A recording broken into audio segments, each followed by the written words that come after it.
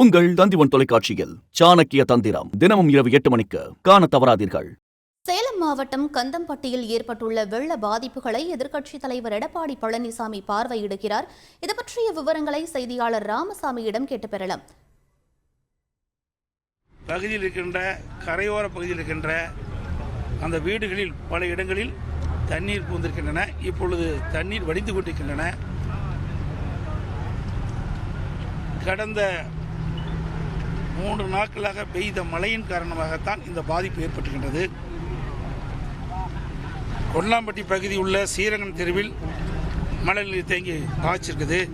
மீனாட்சிபுரம் சூரமணம் பகுதியில் உள்ள சிவதாபுரம் 22வது வார்டு பார்த்தீங்கன்னா அங்கே 22வது வார்டில் 22, 24வது வார்டில் தண்ணி தேங்கி இருக்குது. குறிப்பாக 22வது வார்டில் அந்த இளம்பலிக்கு போகிற சாலைகள்லாம் தண்ணீர் சூழ்ந்து வாகனம் செல்ல முடியாத ஒரு சூழ்நிலை. அதே போல் இன்றைய இந்த தேசிய நெடுஞ்சாலையில் நாம் நிற்கின்ற தேசிய நெடுஞ்சாலையில் திருமணிமுத்தாரனுடைய அந்த தண்ணி அதிக அளவில் வருகின்ற காரணத்தினால அங்கே இருக்கின்ற பாலத்தை மேல் மேவி தண்ணீர் இந்த சாலையை குறுக்கிட்டு வாகனம் செல்ல முடியாத ஒரு சூழ்நிலை பார்க்கின்றோம். அதோடு இந்த ஓவர்ஃப்ளோ வந்ததுனால ஏரியில் நிரம்பி ஓவர்ஃப்ளோ வந்ததுனால அள்ளிக்குட்டை ஏரி இருந்து ஓவர்ஃப்ளோ வருது.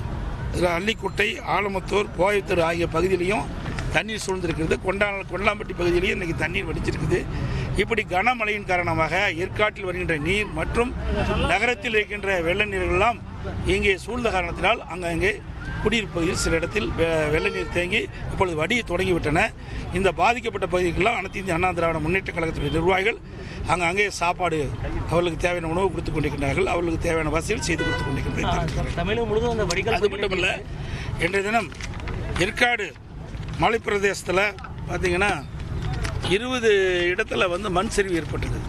ஏற்காடு மலைக்கு செல்கின்ற 20 இடத்துல மண் சரிவு ஏற்பட்டிருக்குது. அதை உடனடியாக இந்த அரசு போர்க்கால அடிப்படையில் சரி செய்ய வேணும். ஏன்னா அந்த 20 ஏற்காடு மலைக்கு செல்கின்ற அந்த சாலையில் 20 இடத்தில் மண் சரிவு ஏற்பட்ட காரணத்தால் போக்குவரத்து தடை ஏற்பட்டுவிட்டது.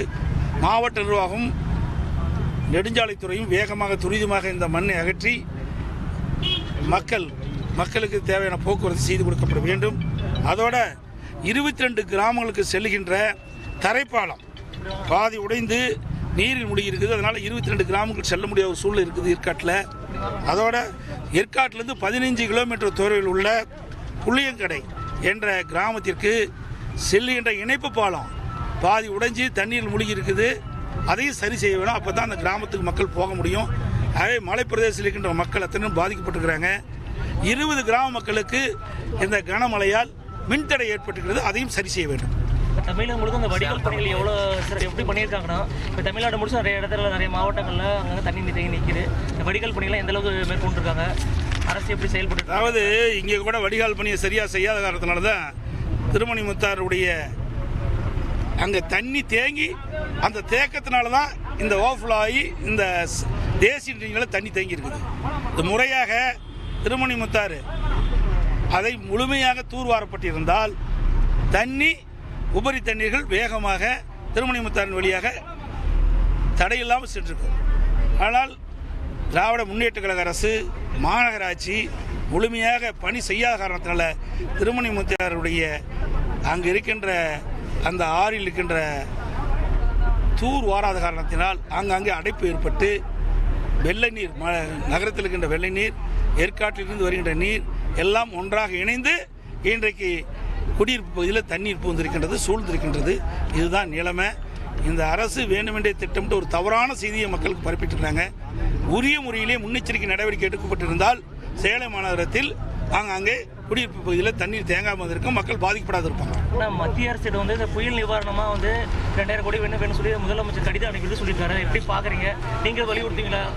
அதாவது தமிழகத்தில் பெஞ்சல் புயலால் கடந்த நாட்களாக தமிழகம் முழுவதும் பரவலான மழை பெய்கின்றது.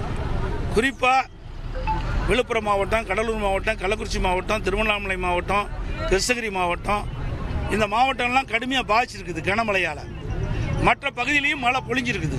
சேலம் மாவட்டத்தில் மழை பொழிஞ்சிருக்குது, டெல்டா மாவட்டத்தில் மழை பொழிஞ்சிருக்கின்றது. இருந்தாலும் இதை காட்டிலும் இந்த விழுப்புரம் மாவட்டம், கடலூர் மாவட்டம், கிருஷ்ணகிரி மாவட்டம், திருவண்ணாமலை மாவட்டம்லாம் கடுமையான மழை பெய்த காரணத்தினால ரெட் அலர்ட் கொடுத்துருக்குறாங்க. இந்திய வானிலை மையம் வந்து ரெட் அலர்ட் கொடுத்த உடனே இந்த அரசு முன்னெச்சரிக்கை நடவடிக்கை எடுக்கப்பட்டிருந்தா இந்த பாதிப்பிலிருந்து மக்களை மீட்டிருக்கலாம், பாதிப்பு குறைச்சிருக்கலாம். ஆனால் இந்த அரசு சரியான முன்னெச்சரிக்கை நடவடிக்கை எடுக்காத காரணத்தில் இந்த ரெட் அலர்ட் வானிலை மையம் அறிவித்து கூட இந்த அரசு உரிய நேரத்தில் நடவடிக்கை எடுக்காத காரணத்தில் கனமழையால் மக்கள் அங்கங்கே பாதிப்புக்கு உள்ளாகி இருக்கிறாங்க. அது மட்டும் இல்லை, நேற்றைக்கு முன்தினம் நினைக்கின்றேன்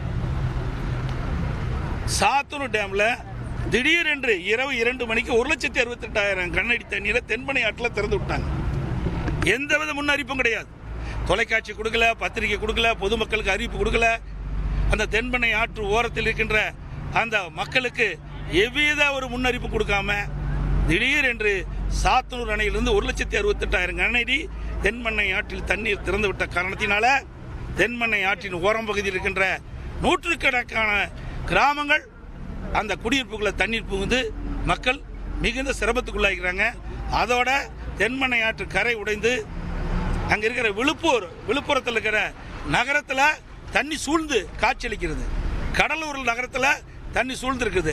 கடலூர் மாவட்டத்தில் ஒரு 20 கிராமங்களில் தண்ணி புகுந்திருக்குது. கள்ளக்குறிச்சி மாவட்டத்தில் தென்பண்ணை ஆற்று ஓரம் கரையோரமாக இருந்த 100க்கும் மேற்பட்ட கிராமங்கள் வெள்ள நீர் சூழ்ந்திருக்குது. இதையெல்லாம் முன்னெச்சரிக்கை நடவடிக்கை எடுக்காத ஒரு திறமையற்ற முதலமைச்சர் தமிழகத்தை ஆண்டு கொண்டிருக்கிற காரணத்தில் இவ்வளவு இந்த மழையால் மக்கள் இவ்வளவு பாதிப்பு உள்ளாக இருக்கிறாங்க. இன்றைக்கு அணையிலிருந்து தண்ணீர் திறந்து விடுகின்ற பொழுது எச்சரிக்கை கொடுக்க வேண்டும் மக்களுக்கு. அப்போதான் மக்கள் பாதுகாப்பான இடத்திற்கு அவர் செல்ல முடியும்.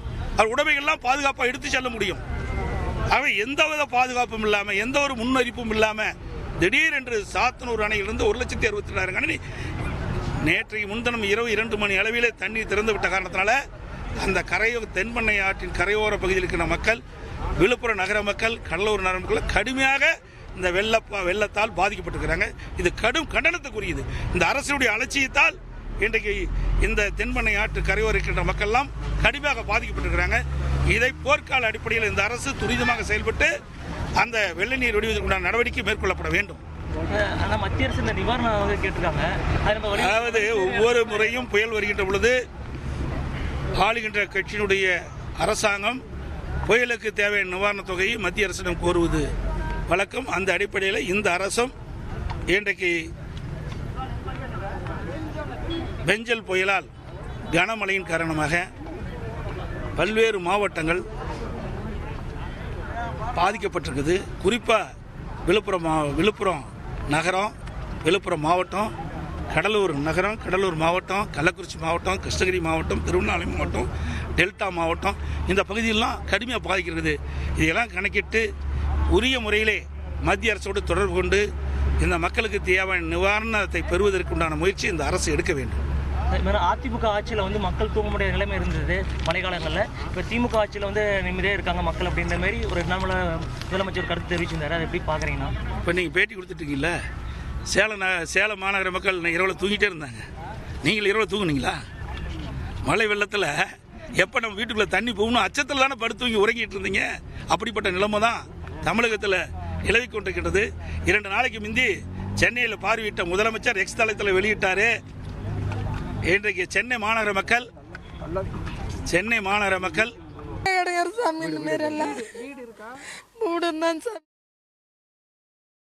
சேலம் மாவட்டம் கந்தம்பட்டியில் ஏற்பட்டுள்ள வெள்ள பாதிப்புகளை எதிர்க்கட்சித் தலைவர் எடப்பாடி பழனிசாமி பார்வையிட்ட பின் செய்தியாளர்களை சந்தித்தார்.